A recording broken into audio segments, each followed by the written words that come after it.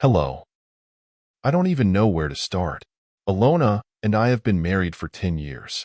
For most of that time, life was stable, predictable, even. We had our routines, work, weekends, family dinners.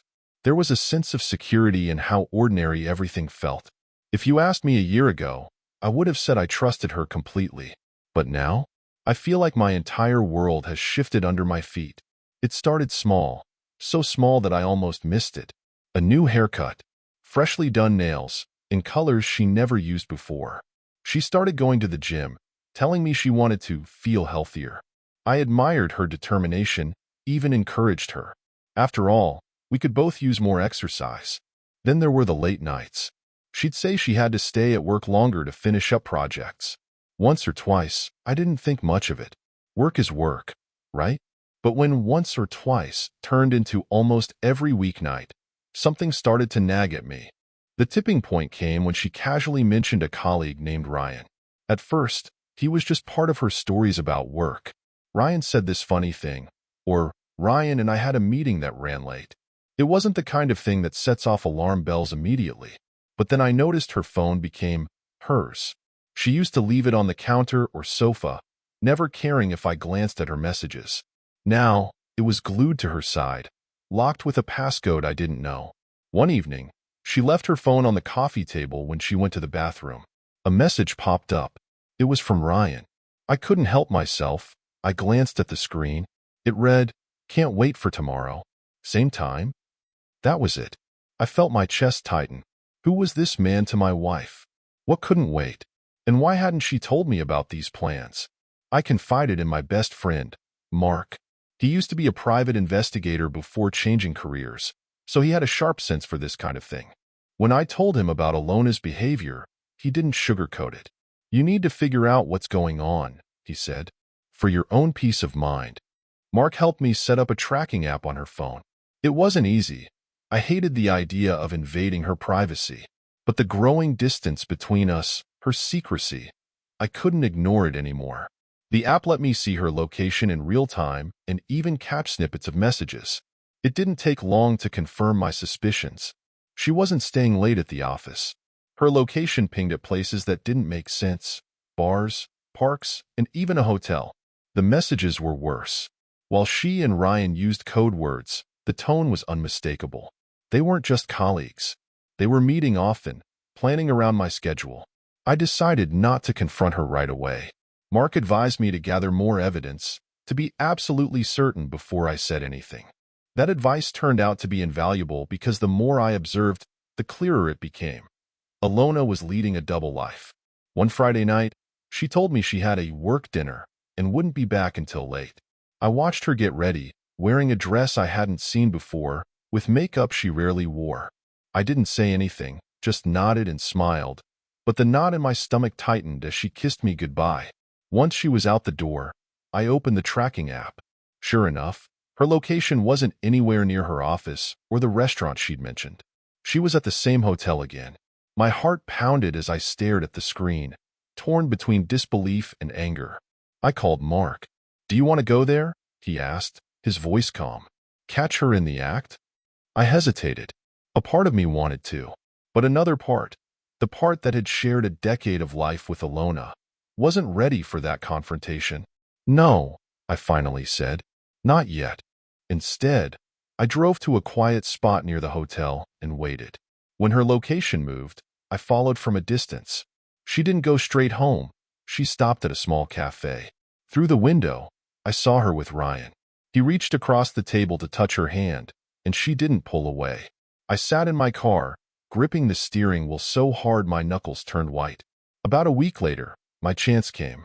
She had a weekend conference. At least, that's what she told me. As usual, her location told a different story. I watched as she spent the entire afternoon at Ryan's house. By the time she got home that evening, I was ready. She walked through the door, kicking off her heels as she greeted me like nothing had happened. I stayed calm, asking about her conference and feigning interest in her answers.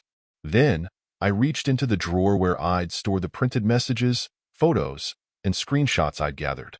My hands trembled slightly as I laid them on the table. "We need to talk," I said, my voice steady but firm. Alona froze. Her smile faltered as she glanced at the papers. "What's this?" "Take a look," I replied. She approached the table cautiously, picking up the first sheet, a printout of one of her messages to Ryan. Her face paled as she flipped through the evidence. I saw her hands start to shake. "This isn't what it looks like," she said quickly. "Really?" I said, keeping my tone measured. "Because it looks like you've been seeing Ryan behind my back for months." She opened her mouth, then closed it again, clearly scrambling for an explanation. "It's not serious," she finally said, her voice trembling. "It was a mistake, a stupid mistake. Multiple hotels, lunches, text messages, and secret meetups? That's a lot of mistakes, Alona." The conversation escalated quickly. She swung between defensive and apologetic, trying to explain away her behavior while also begging for forgiveness. But every excuse, every justification, only fueled my anger. After everything we'd been through, how could she do this to us? The shouting grew louder until I couldn't take it anymore. "You need to leave," I said firmly, pointing to the door. "Tonight." Alona's eyes widened in disbelief. "What? You can't be serious." "I'm dead serious," I replied. "Go stay with Ryan, since he seems to mean so much to you." She left, slamming the door behind her. The silence that followed was deafening. I sat down at the table, staring at the mess of papers, my mind spinning. In the weeks that followed, I began to rebuild my life, or at least try to. I told myself I didn't need Alona, but the betrayal had left a hole in me, one that wasn't easy to fill. That's when Liz entered the picture. Liz worked with Alona and had been part of her team for years. I'd met her at a few office parties, sharp, witty, and with a dry sense of humor that always caught my attention. After Alona left, Liz reached out to me, saying she'd heard about the split and wanted to check in. At first, I thought nothing of it. We exchanged a few texts, met for coffee, and talked about everything from work to life in general. She told me she'd always suspected Alona wasn't as perfect as she seemed, dropping hints about things she'd noticed at the office. Ryan wasn't the first guy she got close to, Liz mentioned one day, her voice laced with bitterness. Our conversations became more frequent. Liz and I connected over our shared frustrations, her with Alona's workplace antics and me with the betrayal. Slowly, what started as casual chats turned into something deeper. Liz was there for me in a way I didn't expect. She understood my pain because she'd been hurt before too.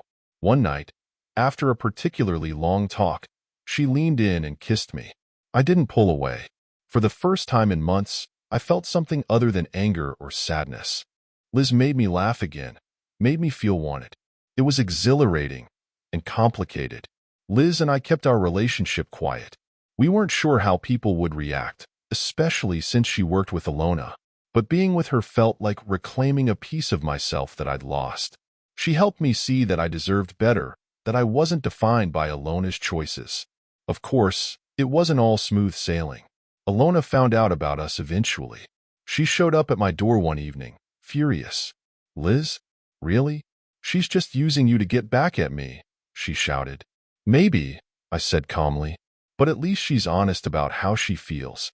That's more than I can say for you." The confrontation didn't go anywhere.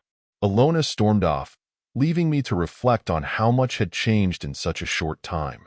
My marriage, my sense of security, even my view of myself, it had all been turned upside down. Now, as I sit here writing this, I still don't know what the future holds. Liz and I are taking things one day at a time. Part of me feels guilty for moving on so quickly, but another part of me knows it's what I need. Alona made her choices, and now I'm making mine. The days after Alona left were surreal. The house felt hollow without her presence, but not in the way I expected. It wasn't a loss I mourned. If anything, the silence felt like a cleansing wind, sweeping away the lies and tension that had built up over the months.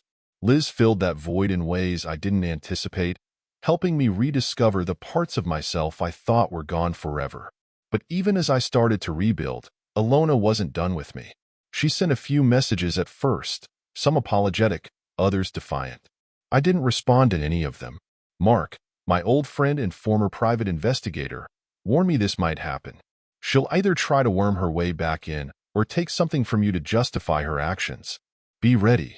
I didn't take him seriously until the legal notice arrived. It was a sunny morning, and I was drinking coffee with Liz on the back porch when the knock came. A man in a suit handed me an envelope, wished me a good day, and left. I opened it, the weight of dread already settling in my stomach. Alona was suing me. She wanted a portion of the house and claimed she had contributed financially during our marriage, entitling her to part of my property. The audacity stunned me. The house had been in my name long before we were married. She hadn't paid a single dime toward it. Liz read over the papers, her lips tightening as she went through the details. She knows she can't win this, right? She knows, I said, my voice flat. But that doesn't mean she won't try. Liz's hand found mine, her grip reassuring. You're not doing this alone. We'll fight this. I called Mark that afternoon, laying the papers out on the dining table as if they were pieces of a puzzle I couldn't solve.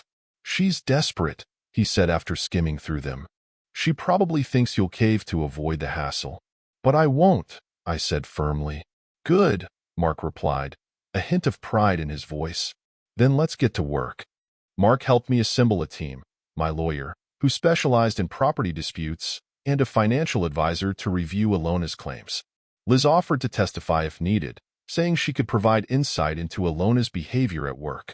My family rallied around me too. My younger brother, who had always been skeptical of Alona, offered to help cover legal fees if things got tight. She's not taking what's yours, he said, his voice resolute. The first court date was surreal. Alona arrived looking polished, as if she were trying to project an image of someone wronged.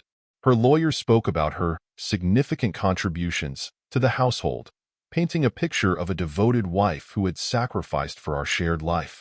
It was laughable. My lawyer countered with the facts. I'd purchased the house years before meeting Alona. The mortgage had been fully paid off by the time we got married. We submitted financial records showing that I had covered all the major expenses during our marriage, utilities, taxes, renovations, while Alona's income went toward her personal spending. Mark even unearthed a few key pieces of evidence: Alona's messages to Ryan, where she referred to the house as his place, and her own social media posts boasting about her independent finances. These details painted a stark contrast to the narrative she was trying to spin in court. Over the weeks, Alona's case began to crumble. My lawyer was methodical, poking holes in every argument she presented. When Liz testified, she didn't hold back.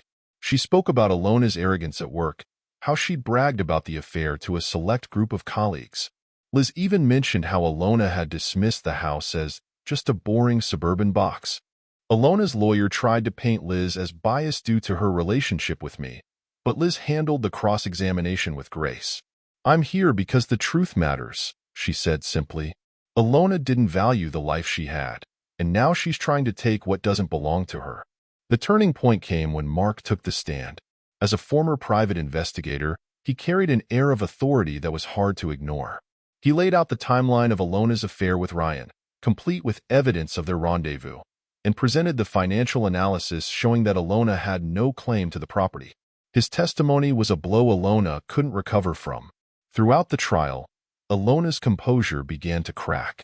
At one point, she interrupted her own lawyer, insisting that she deserved something for the years we were married. The judge silenced her, reminding her that emotional appeals wouldn't sway the court. The final ruling was swift and decisive. The judge declared that Alona had no legal claim to the house or any of my assets. Her lawsuit was dismissed, and she was ordered to pay my legal fees, a small victory that felt enormous in the moment. Alona left the courtroom in tears, her once polished demeanor shattered. I didn't feel triumphant, just relieved. She had tried to take everything from me, but instead, she had only damaged herself. Word of the trial spread quickly, especially in her professional circles. Liz told me that people at the office were whispering about her desperation and poor judgment. After the trial, Liz and I went to dinner with Mark and my family to celebrate. It wasn't a grand affair, just a quiet evening filled with laughter and a sense of closure. Mark raised a toast, his voice warm. To new beginnings, he said, and to never letting anyone take advantage of you again. Later that night, as Liz and I sat on the couch, she leaned her head on my shoulder. You did it, she said softly. You stood your ground. I didn't do it alone, I replied, thinking of her, Mark, and everyone who had supported me. Looking back now, I see Alona's lawsuit as her last-ditch effort to cling to something she had already lost. Goodbye.